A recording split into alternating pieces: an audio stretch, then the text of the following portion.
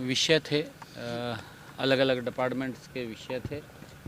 Energy का बिजली विभाग के कुछ एजेंडे थे और पब्लिक हेल्थ के एजेंडे थे, पीडब्ल्यूडी के एजेंडे थे और पीडब्ल्यूडी के साथ अलग पुलिस कॉरपोरेशन के भी, पुलिस विभाग के भी एजेंडा था और उसके साथ साथ अन्य भी कई और एजेंडे थे। उनको आज मंजूरी दी गई है ताकि विकास के कार्यों को गति दे सके और उसको लेकर के चाहे पीडब्ल्यूडी विभाग है, पब्लिक हेल्थ है, इरिगेशन है, ऐसे सब विभागों के जो भी कामों को आज काफ़ी कामों को मंजूरी दी गई है ताकि विकास की गति को तेज किया जा सके और आज उसको लेकर के सुबह से बैठक चल रही थी। ट्रांसपेरेंसी से सरकार का पैसा, राजस्व बचे, पब्लिक का पैसा भी बचे और कम उच्च क्वालिटी का सामान कम से कम रेट पे मिले, यही कोशिश है सर। ये बिल्कुल हाई परचेज कमेटी के अंदर, क्योंकि एक एक विषय के ऊपर समय लगता है और उसके अंदर L1 होता है, L2 होता है, L3 भी होता है। उन सबको अकेले अकेले को सुनना होता है और अकेले को सुन करके जो बिड में आता है, जो जेन्युइन रेट आते हैं तो उसको देते हैं। ट्रांसपेरेंसी होती है उसमें। कोई नेगोशिएशन से आज कितने करोड़ रुपए की लगभग बचत हुई, कोई आइडिया, कोई फिगर? नहीं, देखिए अभी मेरे पास उसका आइडिया नहीं है। वो काफ़ी, क्योंकि आज सुबह से काफ़ी एजेंडे थे और उन एजेंडों को आज मंजूरी दी गई है।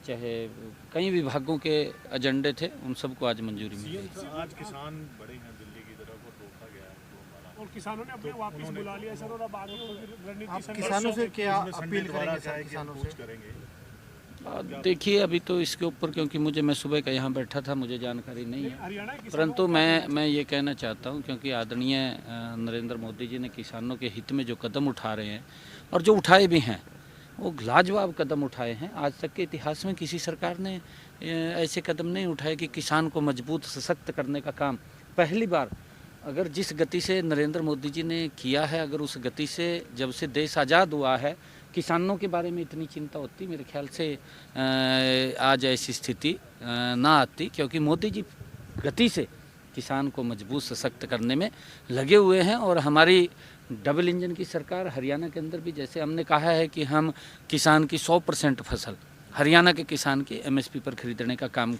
कर रहे हैं और करेंगे। हमने ये बात कही थी, परंतु हम कर रहे हैं।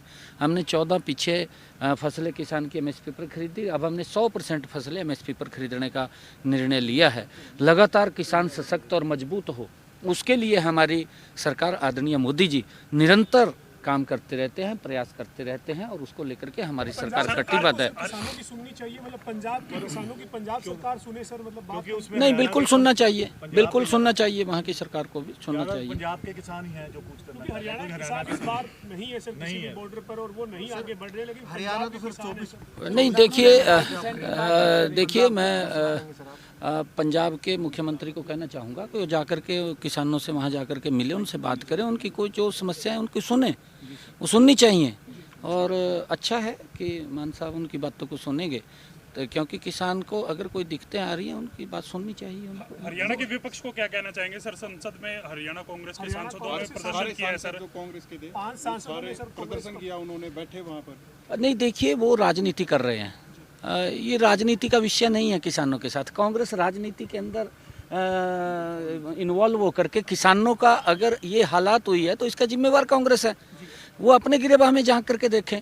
वो अच्छा है कि वो तख्तियाँ तो उठा रहे हैं, परंतु उनको उन तख्तियों के पीछे अपना कार्यकाल भी देखना चाहिए था कि हम इतने लंबे समय तक देश के ऊपर शासित रहे हैं, किसान की स्थिति में क्या सुधार किए हैं वो भी तख्ती के ऊपर लिख के दिखाना चाहिए कि हमने तो ये किया है। एक हाथ में वो लिख के तख्ती के ऊपर लिखना चाहिए कि हमारी सरकार में तो ये हुआ है और अब इनको ये ज़रूरत है, अब ये करना चाहिए। ये बिल्कुल विपक्ष ने दिखाना चाहिए। राजनीति में इन्वॉल्वमेंट नहीं होना चाहिए, क्योंकि जितनी राजनीति कांग्रेस पार्टी कर रही है और गंदी राजनीति कर रही है और उसके कारण कांग्रेस समाप्त हो रही है।